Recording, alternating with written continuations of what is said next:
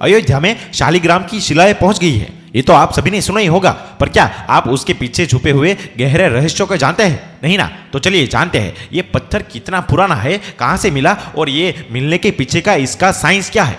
ये शिला नेपाल से भारत लाई गई है। इन्हें नेपाल की काली नदी या फिर गंडकी से निकाला गया है। भगवान राम और माता जानकी की प्रतिमाएं इसी शिलाओं से तैयार होगी। ये नेपाल की गंडकी नदी से निकलकर जनकपुर से चलकर बिहार के रास्ते से अयोध्या पहुंच गई है। रास्ते भर में श्रद्धालुओं ने उन्हें भगवान राम की तरह ही पूजा है।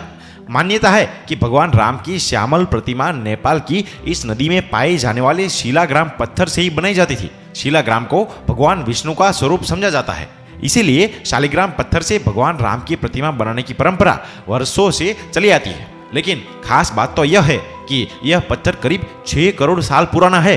और ये बात सच है या झूठ, तो इस बात को, इस पत्थर के इतिहास को समझने के लिए हमें धरती का इतिहास समझना होगा। भूवैज्ञानिकों ने पृथ्वी के विकास को कई युगों में बांटा है।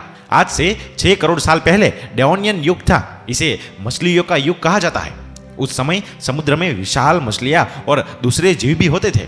यह कितनी पुरानी बात है, इसे इस चीज से समझा जा सकता है कि मौजूदा समय के आधुनिक मानव का इतिहास आज से मजह 2 लाख साल पहले तक जाता है।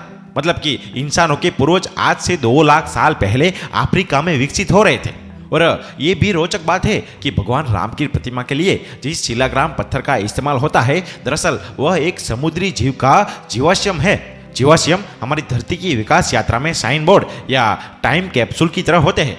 इनमें से वे सारे संकेत छिपे होते हैं जिन्हें पढ़कर समझा जा सकता है कि करोड़ों अरबों साल पहले धरती कैसी थी। सरल शब्दों में कहूँ तो जब युगों पहले जीवों का शरीर धूल, मिट्टी, लावा, गोंद, कीचड़ जैसे पदार्थों में फंसकर धीरे धीरे पत्थर की तरह सख्त हो गया और अंत में जीवाश्म बन गया। और शालिग्राम पत्थर मोलस्क नाम के समुद्री जीवों की बाहरी खोल के जीवाश्म है। इन खोलों को वैज्ञानिक एमोनाइट शेल कहते हैं। आज जो शंख होते हैं वे भी मोलस्क प्रजाति के जीवों की ही बाहरी खोल होती है। करोड़ों साल पहले ये काफी विशाल आकार के होते थे। तो आपको ये लगा होगा कि ये समुद्र का जीव है तो नेपाल से कैसे आया। असल में सवाल उठता है कि ये केवल हिमालय की गोद में बसे नेपाल की गंडकी नदी में क्यों मिलते हैं।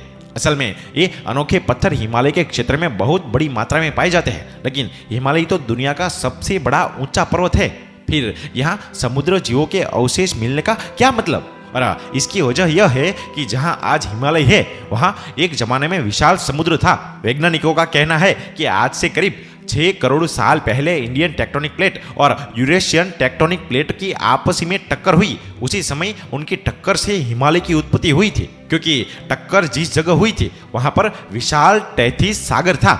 हिमालय जिस मिट्टी, पत्थर और दूसरे मलबे से बना है वह कभी इसी सागर की तलहटी में भी था और उसी तलहटी में ये जीवाश्म थे जो हिमालय का हिस्सा बन गए और आज नदी में कभी कभार जलधारा में बहते हुए मिल जाते हैं।